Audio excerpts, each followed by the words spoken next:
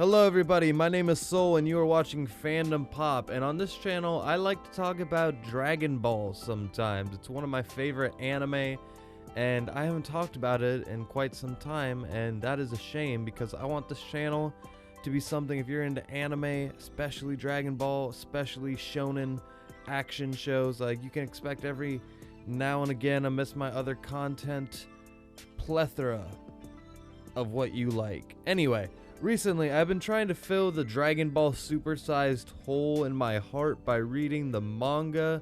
I've only recently, in like the past year or two, even been a casual manga reader, but reading Dragon Ball Super's manga is interesting because it's not written by Akira Toriyama. In fact, it's like the most canon, not written by Akira Toriyama thing out there. But the most recent manga chapters have added an interesting wrinkle to one of the most iconic characters in Dragon Ball, Vegeta. Now this video is about to go into some pretty serious spoilers, so of course, don't ruin Dragon Ball for yourselves. For God's sakes, don't ruin Dragon Ball. Do you all have to watch spoilers and leaks so much that you can't enjoy anything? Now, in the most recent chapter of the Moro arc, as of the time of this recording, Vegeta has returned from his training on Yardrat, and he comes in swinging even after Goku gets buried by Moro. Vegeta comes in here with his big new ability and takes him down. Moro, of course, gets like an upgrade. He takes in 7-3, big cliffhanger ending. Yada yada yada. There is a lot of things to consider here. Vegeta has rarely been given the spotlight, let alone the torch of like the entire series. Even if it was brief, he was never like the guy. Usually the Dragon Ball formula is side characters get beat up while main character is training, healing, racing towards the battlefield, that kind of thing. By this person, I just mean Goku. It's Goku. He always comes in OP as hell, he saves the day, it's what he does. And after all the times Vegeta took a beating for Goku to go power up, it was nice to see them wearing the opposite shoes for a change. Not to mention Vegeta getting somewhat of a redemption arc for his past crimes, the stuff he did with the Namex, but he still considers himself a villain. That was such a nice touch. Like, I love what they're doing with Vegeta in this arc. This time, Vegeta not only got a power boost that's putting him on UI Goku levels, but he got a new hacks ability called Spirit Fission. Spirit Fission allows Vegeta to separate fused characters. And I mean fused characters. Basically, it can only work if they are like a fused being, like a being of separate minds coming together. Like Piccolo, for example, was used as an example that he could separate Nail and Kami out of him. Vegeta could do that. However, if you're talking about like absorption, like I don't think he could rip 17, 18 out of Cell, because I think that's one entity. That's one person's being holding other spirits hostage. Majin Buu, same thing. I don't think it could work like that. And then Moro's kind of like in that weird gray area where he's eating them, but he's kind of like fusing himself with them. It's weird. But we don't know the ins and outs of the move quite yet. I'm just giving you my personal take on how it works.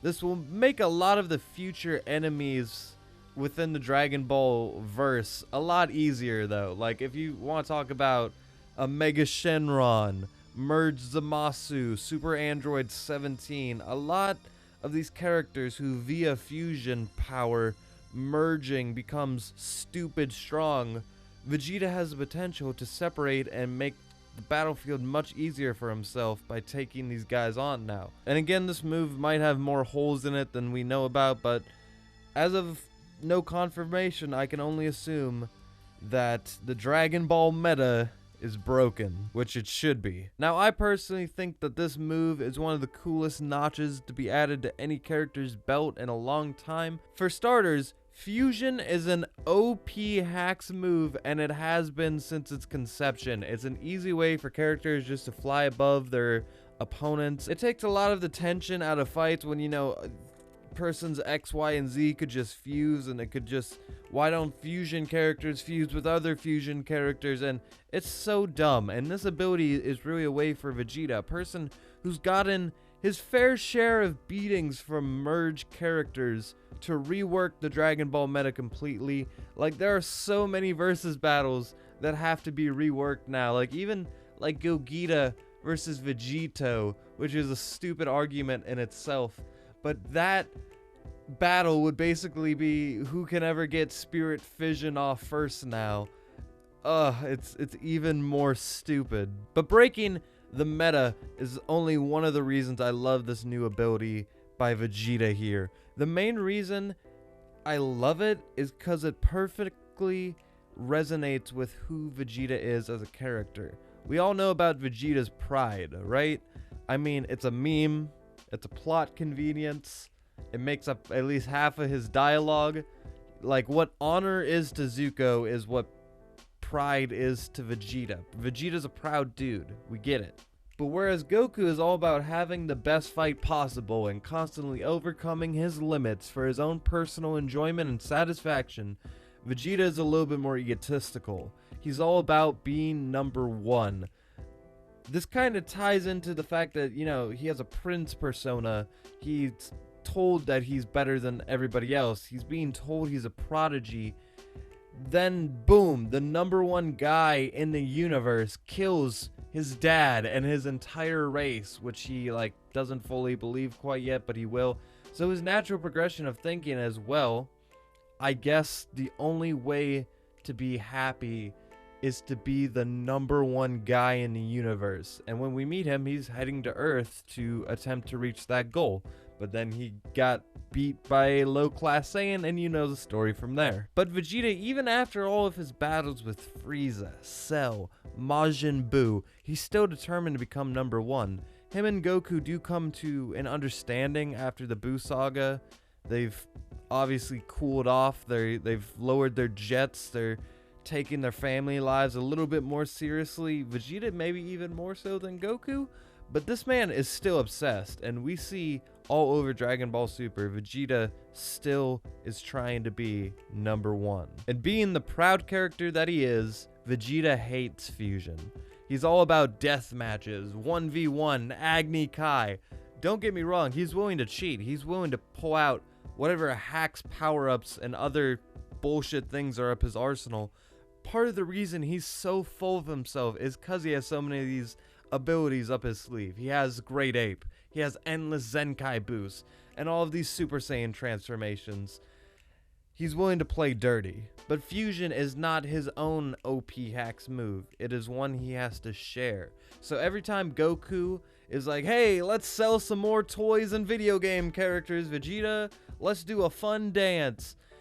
Vegeta's very adamant about not wanting to do it, and as a kid I always thought, oh, he just doesn't want to do a stupid little dance. But him bitching about the dance, which I'm sure he doesn't want to dance, but like, it's really a defense because he doesn't want to fuse with Goku. Even when he was fighting Kid Buu with his afterlife on the line, as well as the stakes of the entire universe, Vegeta refused to fuse back with Goku, and there was no dancing involved there. Fusing goes against everything that Vegeta is. Fusing in order to defeat an enemy is like training your entire life just to share the gold medal in the end. Not to mention, Vegeta's only real fusion partner is Goku, a person who he actively is trying to beat. There is not a bigger blow to Vegeta's pride than losing, then retreating, and then having to get help from his rival. Dying in death is much nobler than that. That's what his dad did. So enter Spirit Fission, a move that gives Vegeta exactly what he wants. He can have his fair one-on-one fights now. No more hacks fusion characters who are gonna clobber him. And it's a very practical move. With how much magic and weird spiritual moves have been added to Dragon Balls over the years, a move that just happens to magically separate two characters who magically came together to begin with just by, you know, punching him. Yeah, it makes sense, especially since considering this was created by the people who invented teleportation to the franchise. And Moro is a perfect example of a guy who is not a proud warrior. He's just a power-hungry maniac willing to rely on anybody or anything for more power. And Vegeta, with no matter how much training, how many years of experience, he could never beat a guy who just swallows planets with his energy magic bullshit hacks. And that's just the way it is. Now, Vegeta has evened the playing field, and I don't see the move being perfect. Obviously, Moro is going to do some stuff to counter this, and the manga will keep going.